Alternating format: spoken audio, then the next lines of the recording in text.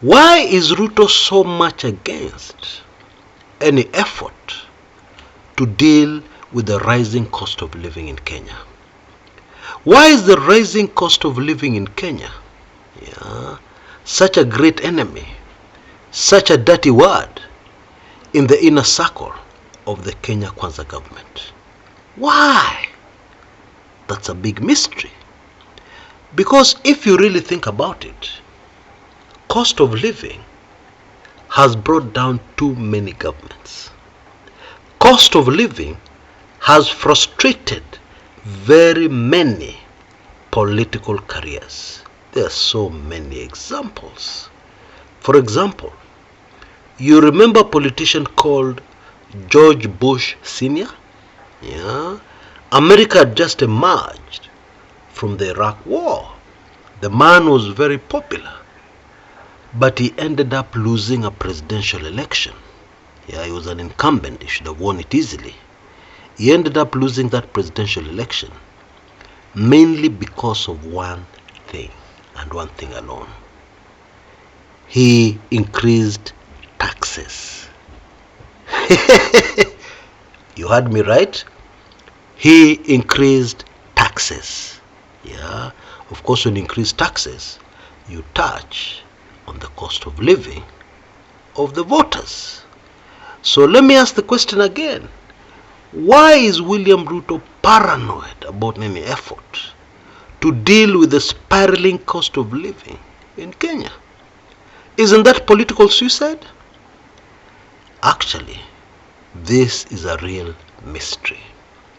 You know those mysteries which don't have an answer? It is a real mystery, because it is true.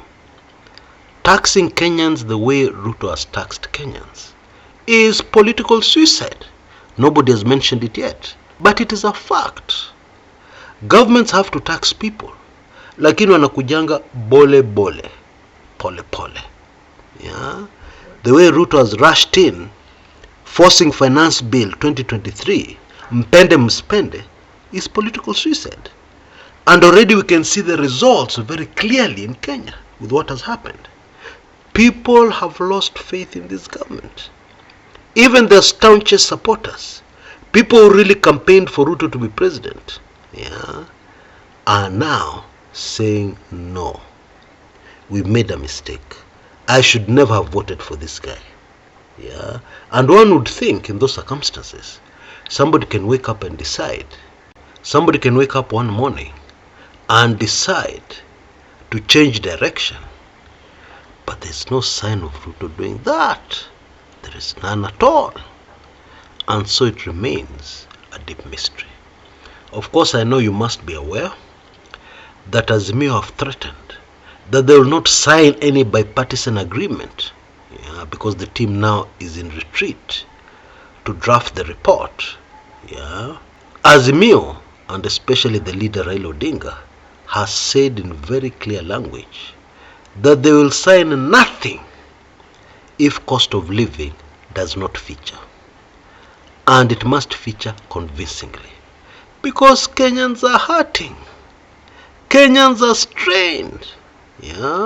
Already, the Kenya shilling is exchanging to the US dollar for over 150 shillings. Yani, to get just one miserable dollar, you now need more than 150 Kenya shillings. Actually, minimum 153 Kenya shillings. And when Uhuru handed over power to Ruto, guess how many Kenya shillings you needed for a dollar? Only 119. Yani, the Kenya shilling has been on a free fall. It has been falling down a pit at very high speed. But the Kenya Kwanza government is not interested. Give us time. Within 6 months, you will see the effects of what we have been doing. You know, when somebody is doing things to improve the situation, there should be signs. All the signs we are seeing so far are contrary. What magic is this that will happen overnight? which will reverse the situation. None. Yeah, let's be realistic. None. Which means that this government intends to remain in power using kifua.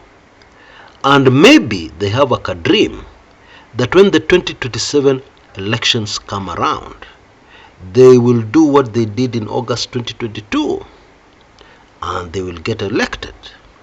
Well, mark this video and let me tell you in clear language, that will never happen. You see, there's some basics in politics, and there's some basics in this life, and there's some basics when it comes to human nature. That one will never happen. Even if the whole of ODM defects today, including Raila Odinga himself, let's just imagine he defects and joins Ruto. Yeah, handshake, but he also becomes a member of UDA. They shut down ODM and they all go into UDA. I'm telling you, it will not happen. Yeah, because you can do many things. You can rig elections, but the people, the voters, the vast majority of Kenyans, you can only push them so far. But anyway, it seems that that is the thinking of the Kenya Kwanza government. It is obviously thinking that has a big error. It is a problem. It is not realistic. But that seems to be their thinking. And now we are being told fuel prices will continue to go up. Why? Because the road levy is going to be increased by Kenya shillings 5. And of course, who will pay for that one? The people who buy fuel. Yeah, owners of public transport and owners of personal vehicles. So, things will continue to go up. But politically, some analysts are expecting things to stabilize, even as prices continue to skyrocket. Aye? Somebody needs to educate me. That one, I don't see. At some point, something will have to give. That should be obvious. Why is it not obvious? Very quickly before I go, in case you've not yet taken in my latest audiobook, The Ruto Kenyans Will Never Know, I strongly suggest that you do. You can see details on your screens right now. For only $24.55 or Kenya shillings 2,455, this amazing audiobook and also PDF ebook, it's a package, will be available to you.